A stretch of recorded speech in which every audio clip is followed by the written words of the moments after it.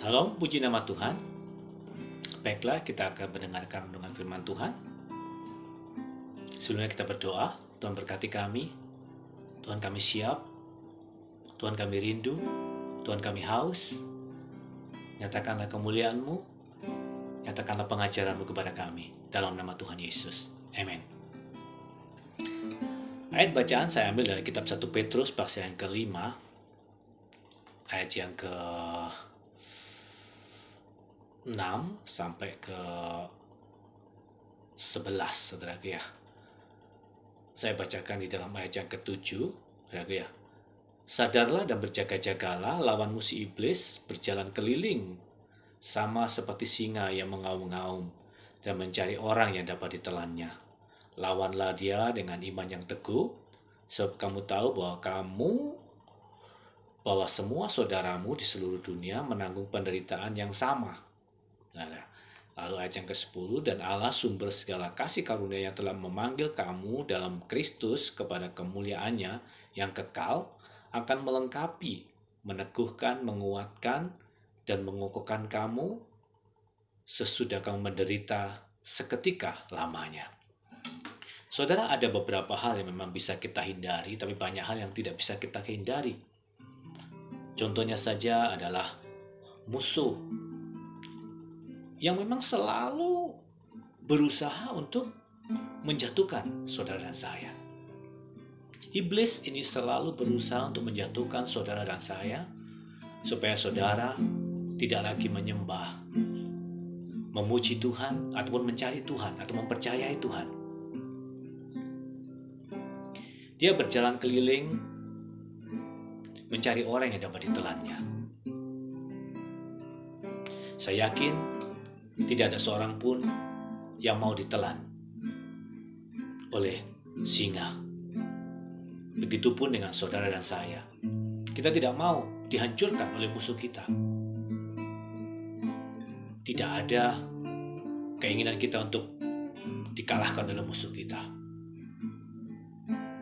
Dia boleh mengancam saudara dan saya, bila dia boleh mengintimidasi saudara dan saya, tapi tetap keputusan kita adalah saya tidak mau ditelan, saya mau tidak dijadikan sesuatu yang kalah, saya tidak mau musuh saya bersorak-sorai karena kekalahan saya. Saya akan melawannya.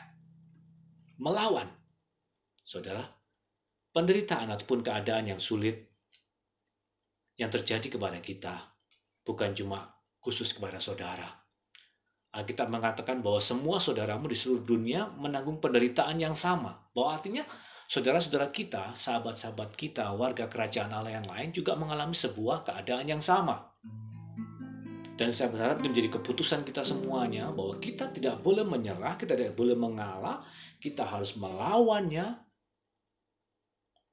Keadaan ini boleh engkau memusuhi aku, tapi aku tidak akan menyerah dan aku tidak izinkan kamu menelan aku. Bahkan aku akan melawan kamu. Kita harus bertahan menghadapi penderitaan. Kita harus bertahan menghadapi keadaan. Mereka berusaha memojokkan kita. Dan bagaimana kita bisa bertahan dan bagaimana kita bisa menang dari sebuah keadaan yang memang terus-menerus berusaha menghancurkan kita. Yang berusaha terus-menerus menjatuhkan kita dan menggagalkan kita. Saudara, ingatlah kepada kasih karunia Allah. Dalam ayat 10 dikatakan bahwa Allah sumber segala kasih karunia yang telah memanggil kamu dalam Kristus kepada kemuliaannya yang kekal akan melengkapi.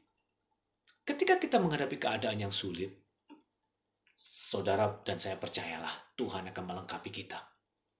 Bahkan Tuhan sudah memperlengkapi kita. Sebenarnya Tuhan sudah memperlengkapi kita. Bagaimana kita bisa menggunakan perlengkapan tersebut, itu adalah tergantung bagaimana kita sering latihan. Latihan itu kadang-kadang lebih efektif ketika sebuah keadaan atau masalah datang kepada kita, kita berlatih. Seperti seseorang yang jago bela diri, mungkin saya bukan orang jago bela diri, saudara ya. Mereka mungkin menghadapi lawan yang kecil dulu, ringan dulu, dia berlatih. Lama-lama dia menghadapi lawan yang lebih tangguh, dan dia terlatih. Dan kita ketika menghadapi sebuah persoalan-persoalan dalam kehidupan kita, itu adalah sebenarnya kesempatan kita untuk melatih perlengkapan yang Tuhan pakaikan kepada kita. Kalau perlengkapan itu tidak sering kita pakai, kita akan menjadi bulan-bulanan musuh. Kenakanlah seluruh perlengkapan senjata Allah. Tuhan Yesus memakai firman, pedang roh, perisai imanmu, pakailah kekudusanmu, kerelaan memberitakan Injilmu, ikat pinggang kebenaranmu, hidup dalam kebenaran, pakailah itu. Dia memperlengkapi kita. Kita gunakan perlengkapan itu, sehingga ketika musuh menghadapi kita bisa melawannya. Jangan biarkan dia terus menghajar saudara. Kita punya perlengkapan, amin. Kita lawan dia. Dia juga pasti akan lari. Dia memperlengkapi, meneguhkan. Dia meneguhkan kita. Meneguhkan kita dengan iman kita. Meneguhkan kita ketika kita ragu. Percayalah anakku bahwa aku bersamamu. Percayalah bahwa firmanku itu berkuasa. Percayalah bahwa aku di pihakmu. Percayalah bahwa namaku itu berkuasa. Percayalah kalau engkau hidup benar, kamu akan tetap teguh berjalan dalam kebenaran. Dan kamu bisa mengalahkan musuh.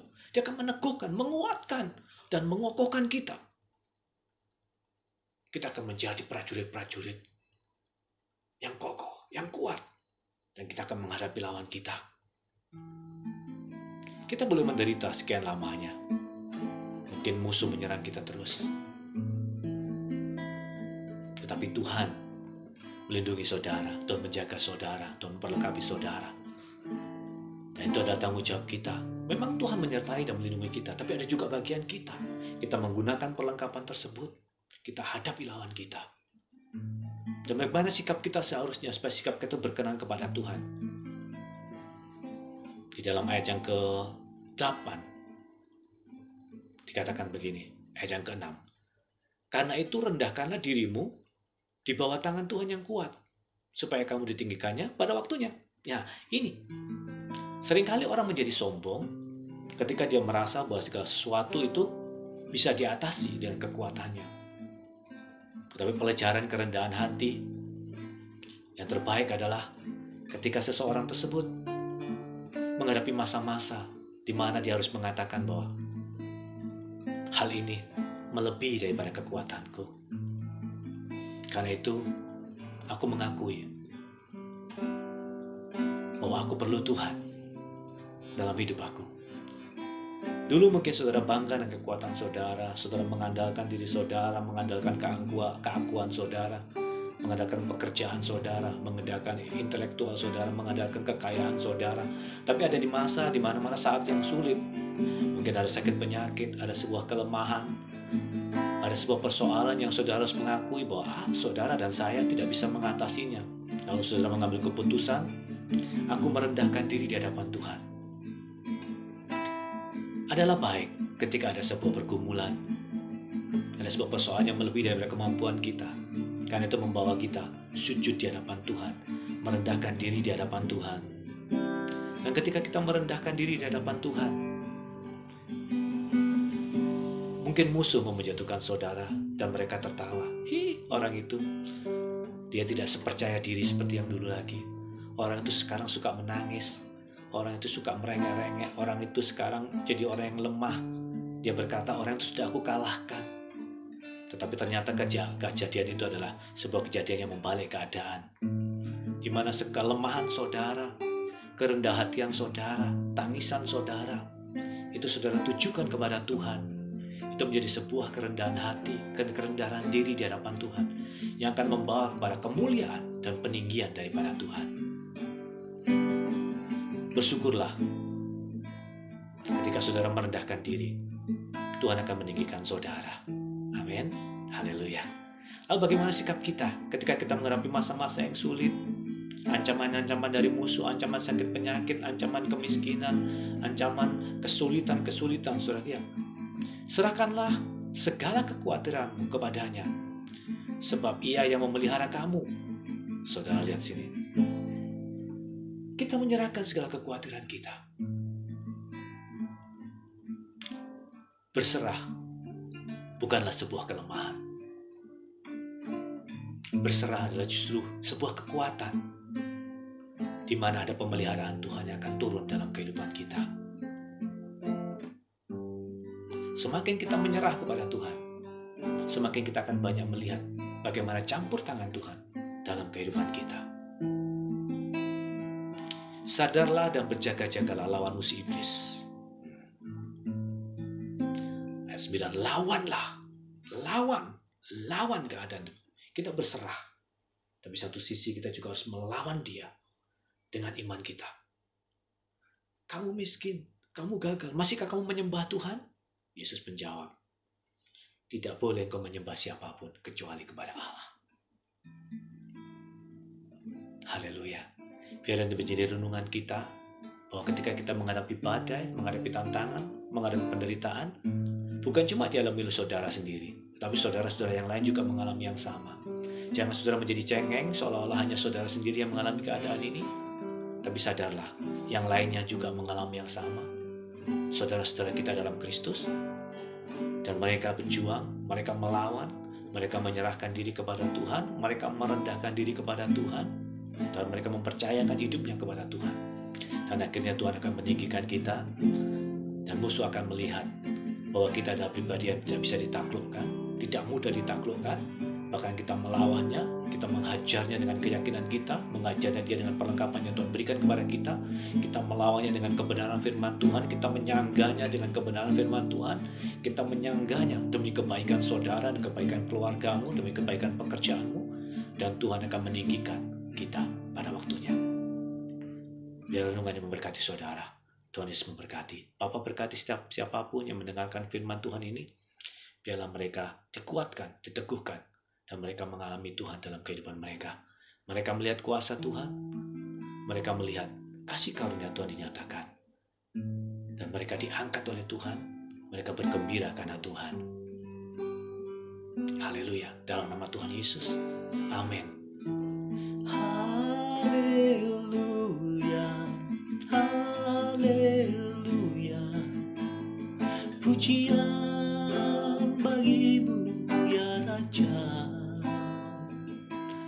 Haleluya, haleluya, pujian bagimu ya Tuhan.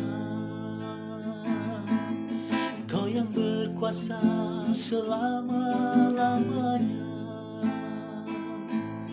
Aku memuji kebesaran-Mu.